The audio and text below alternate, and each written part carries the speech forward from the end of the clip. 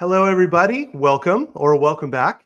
It's great to have you here today, and I have a amazing guest joining us today. I just met her for the first time. I heard about her, and I saw her website and all of her work, but I just talked to her last night, and I have to tell you, I am so thrilled about the conversation that we're about to have.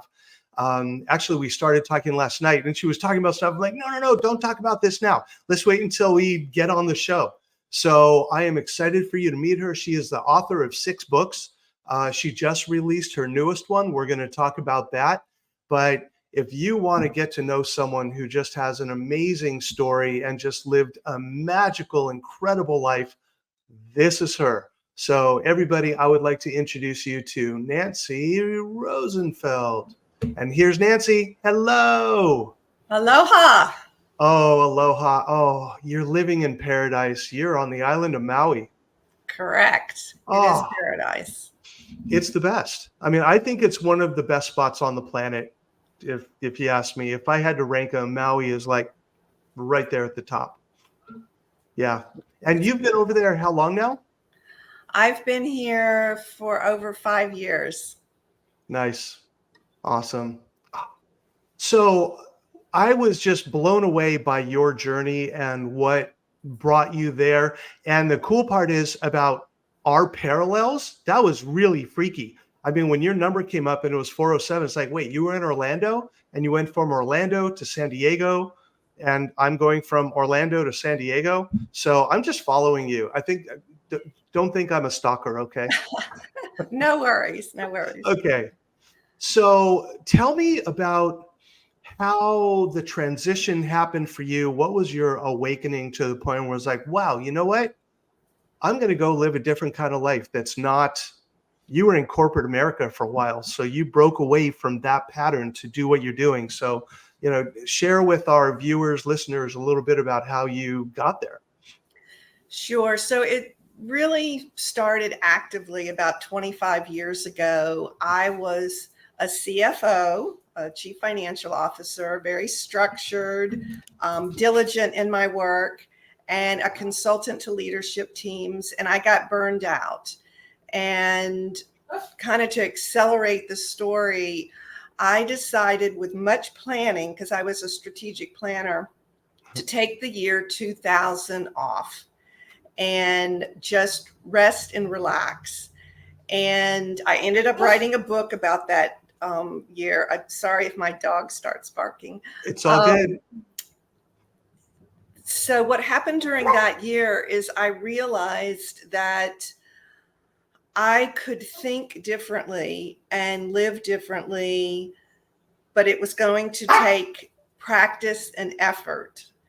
And the name of the book is A Left Brain Thinker on a Right Brain Journey. Oh, I love that. It's about shifting how you make decisions. And I was so analytical in my head, and I needed to start getting in my heart. And I actually had to practice that. So hold on one second. I'm going to do something about the dog. Okay. Spontaneous. I'll pause for a moment. Oh, you know what, guys? Sorry, I don't even know how to do that. Okay, I'm back. Okay, all right. This is low key. So after the year 2000, things started to shift, and I decided I wanted to make new choices for myself and find balance. Mm-hmm. And it really was last 25 years of experimentation and asking questions. What really makes me happy versus am I doing this because others expect me to do it? And this accelerated in the early 2000s, and I started speaking on personal transformation. Nice. And then in 2011, I moved to San Diego, and that was a huge shift. I had never lived on the West Coast, and I just wanted a different energy, a different vibe. I had become so analytical and structured to wanting to just open my heart up and feel. Mm-hmm. And if you're not used to that, it doesn't just happen overnight. No, not at all. It takes a lot of practice. It takes new experiences. Mm-hmm. it's not something that I can read. It's not something that someone can talk to me about. I have to have experiences, and then I know, how does that feel? So the question comes back, how did that feel? And if it Mm, felt good, keep going in that direction. And if it didn't, okay, I learned something. It's not the end of the wow. world. So So can I ask a question? Because this is something that I see a lot of people deal with in my coaching and when I was a therapist in the past. People want to do those things, but all of a sudden this huge wall comes up and it's all about fear, that fear of making that change in such a drastic change.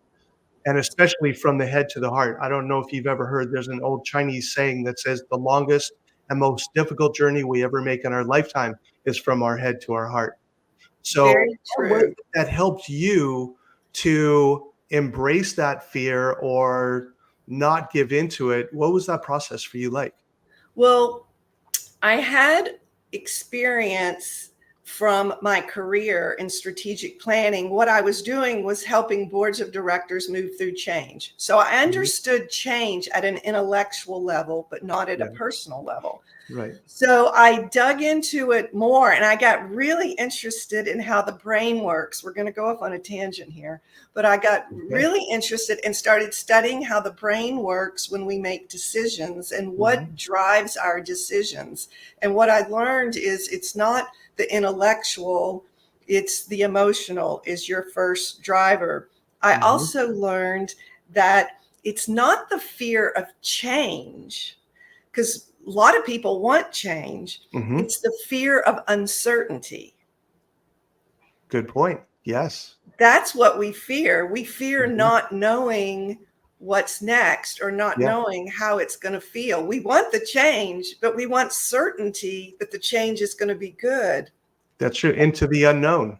Yeah. Into the unknown. And Mhm, that's not how um, magnifying and expanding your life works. If we only operate from what we know or what we hear other people say, we're immediately limited yeah. by what we know or what others know.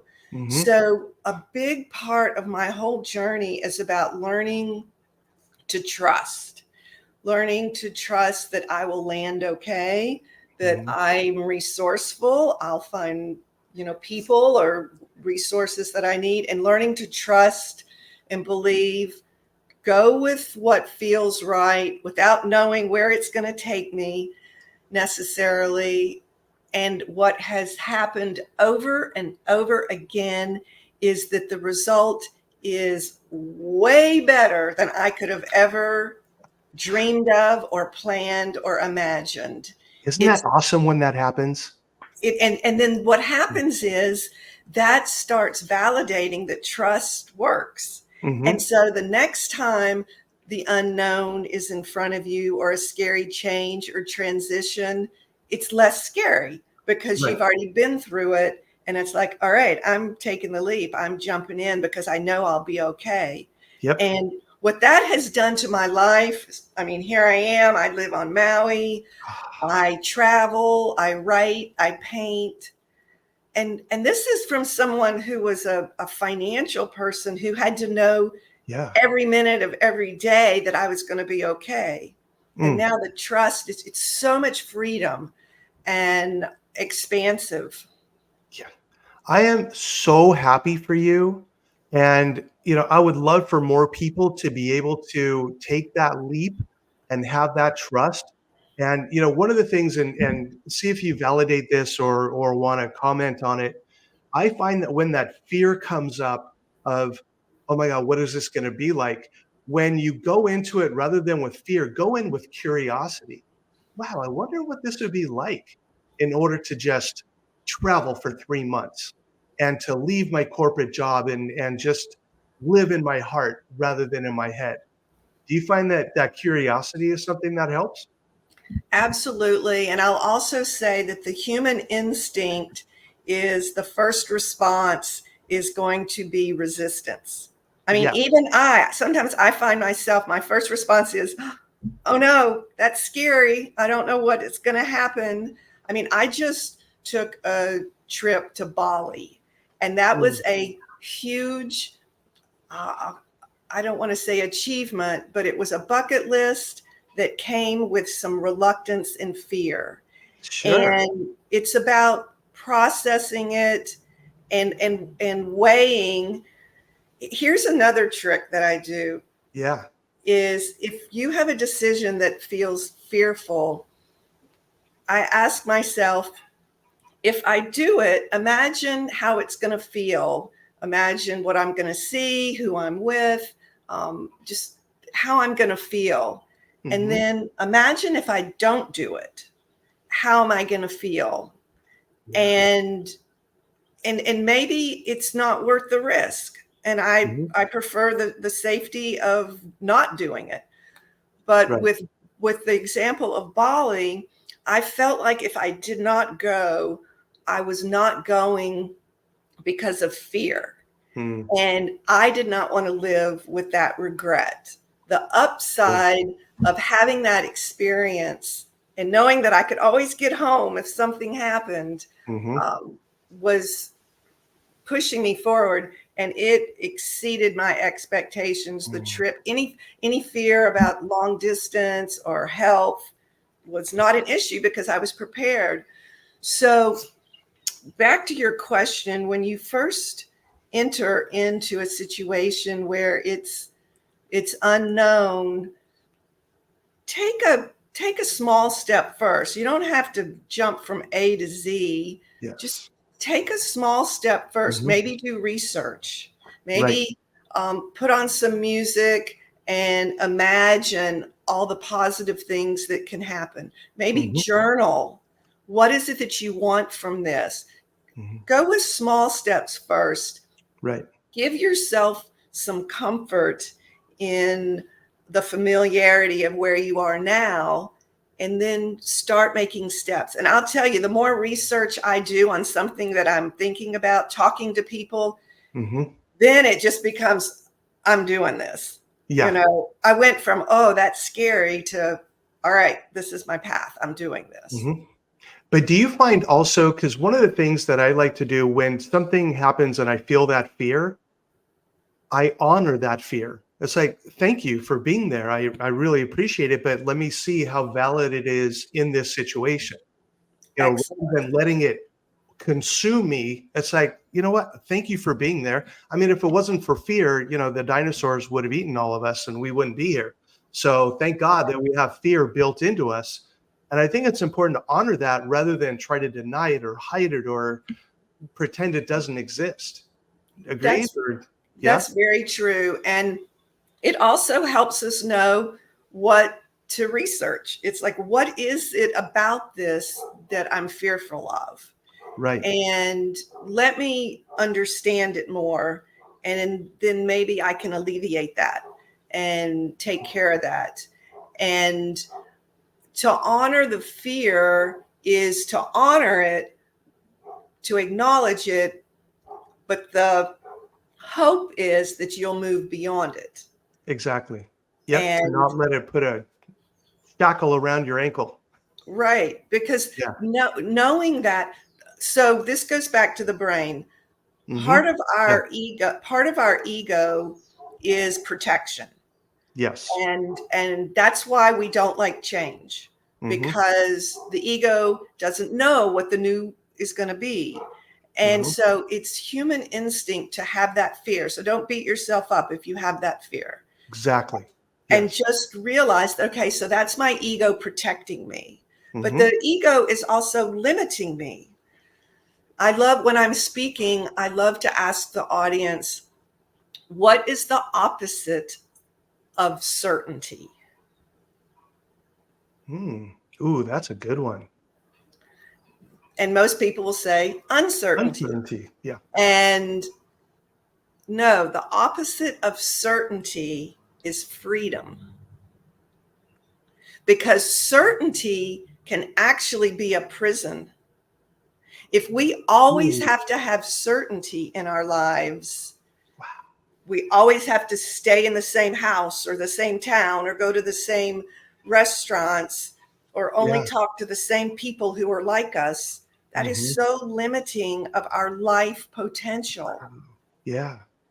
I've So the never thought opposite, about it that way before. That is awesome. yeah. So Yeah. the opposite of certainty, if you can think about that, if you can think of uncertainty as freedom, and yes, it's the unknown, and yes, it can be scary, but that's where your potential is. Wow. That's where expansiveness in who you are and how your life is lived. Hmm. And while it can be uncomfortable, I mean, there's some things I don't want to do. I don't want to jump out of an airplane. Yeah. You Yep. know, I'm not Hmm. into physical danger. Let's put it Yeah. that way. Yeah. Um, but Yeah. life People talk about experience, shark dives. It's like, no, I don't think I want to do a shark dive. no, me Yeah. neither. But life experiences, and it can be a nudge. It can just be a first step. Just, try a class or Hmm. watch a Yeah. YouTube video, but slowly get yourself in that environment that you're ready to take a small step for yourself and then let it go. Yep. Yeah, I remember when I moved from California to Atlanta. I mean, that was overwhelming and, oh my, I don't know anyone there. What am I gonna do? So I just started looking at different areas of Atlanta, different things to do in Atlanta, and I found some things like, "Oh, wow, that's really cool. Wow, that's gonna be fun to go visit." And all of a sudden, my brain started seeing myself in Atlanta. Then let's look at apartments or houses. What am I gonna do? And all of a sudden, it starts small and builds, and then all of a sudden, I'm moving to Atlanta. Well, and another thing with that is, and you may think some people think it's science, it's the way the brain works. Some people feel it's more spirit in terms of synchronicity, Mhm. but things will start presenting themselves to you that Yes. help you on your path.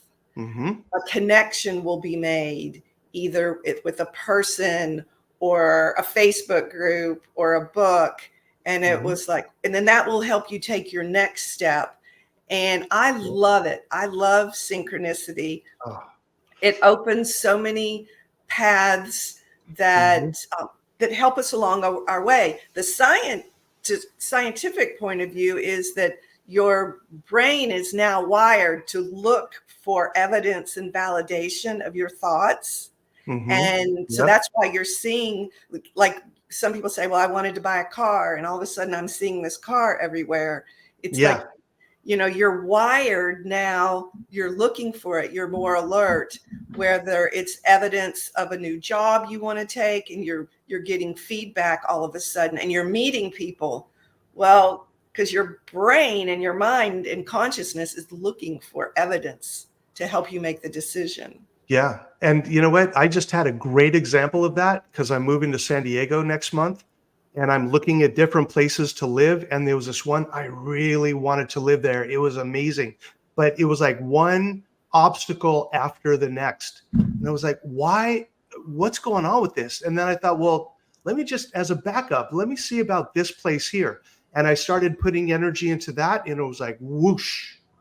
It was that was so easy. And it let me know I'm supposed to be there, not there. That's perfect. That's Mhm. perfect. And that's the way life is supposed to be. Yes, It's exactly, not it's not supposed to be a struggle. If it feels like a struggle, it's either not the right path or not the right time. exactly.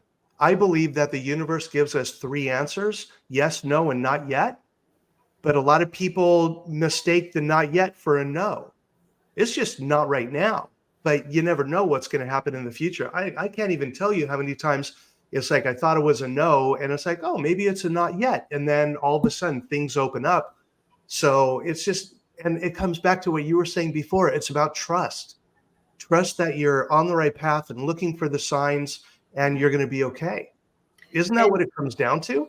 right, right. And also know that every decision is okay. It's better to make a decision and have the experience and feel if it was good or feel if it was not so good, than to stay stuck in fear and not make the decision. Because Absolutely. until you get it out, until you feel it, you're not going to know. So I always say, There are no bad decisions. You're either going to love it or you're going to learn from it, and it's going to redirect you. Absolutely. Yep. And I heard a saying a long time ago, and I say this a lot: life begins when you step outside your comfort zone. And Very you're good. proof of that. I mean, okay, one of the things I want to hear, what is your coolest story from Bali? Oh, wow. There were so many. First of all, the trip was much more physical than I had anticipated in Oh. terms of, so I was there for 2 weeks Hmm. and I did research and kind of knew the areas I wanted and the things I wanted to do. And then I got a driver guide and 3 friends. I was going to go by myself, but 3 Hmm. friends wanted to go with me. And I said, fine. Nice.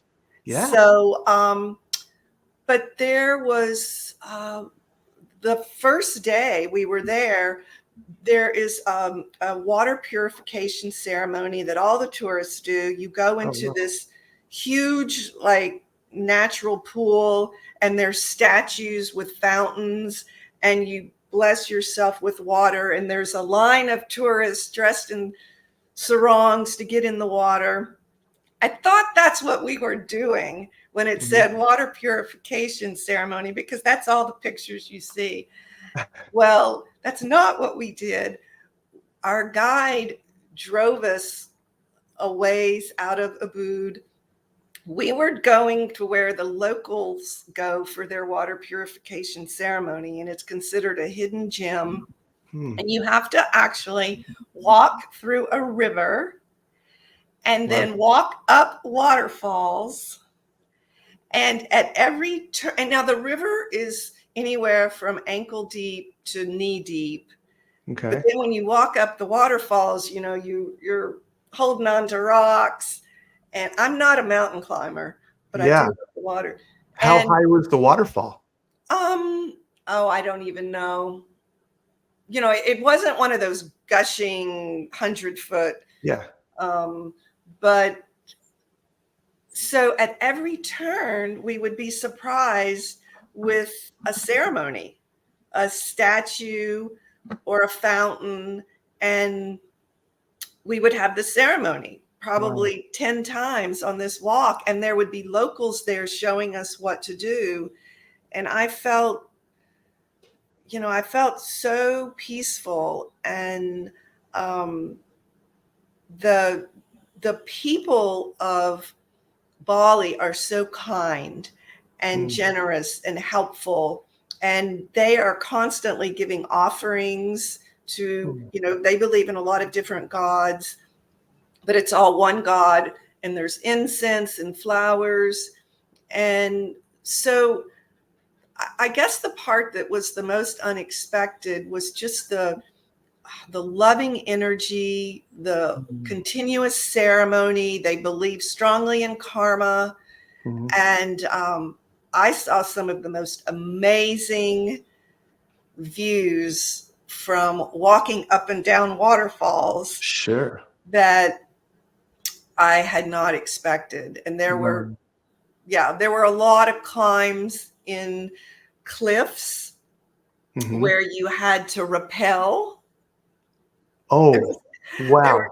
there were no handrails, but then it opened up and it was this magnificent view. And they love swings.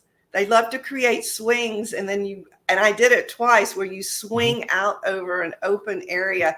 And it's all about freedom. It's all about freedom. There's Yeah. two, I guess there's two priorities, if you will, in people's um, motivation. One is freedom and one is growth. Wow. So those are Nice. the two things that you're experiencing it, whether you know it or not. That's Either awesome. you're Yeah. either a sense of freedom or a sense of growth. Is And, this and for everyone who goes to Bali? They all have to go through this, or it was just the no, experience that you chose? it's the experience that I chose. There's Awesome. many different types of experiences in Bali, but I wanted the one that emphasized nature, culture, and spirituality. Oh, how awesome. Wow. I'll tell you one more thing. Yeah. Another surprise was I shimmied down a small hole to a cave, and inside of it was bigger than a football field and 50 foot high was a temple.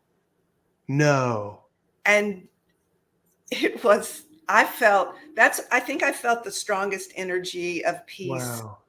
in that cave. And Did they you were know what having, was down there when you shimmied down? Did you know what was down there? I knew they said it was a temple in a cave, Okay. A but temple in a cave.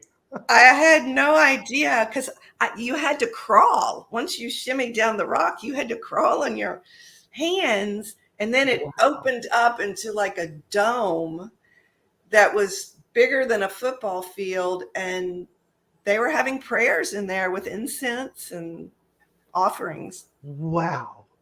What an amazing experience. And again, you were not expecting that when you said, "Oh, I'm going to go to Bali." But Right. all these things were happening. And that's the synchronicity you were talking about before. Right. And I think one part of the trip that it was the experiencing of Bali, but it was personally, I didn't let fear stop me from going. Awesome. Wow. So cool. Nancy, see everybody, I told you she was going to be awesome. Didn't I tell you that? And I just looked at the time and we're like running low on our time for this week, but we are going to continue this conversation. We're not going anywhere.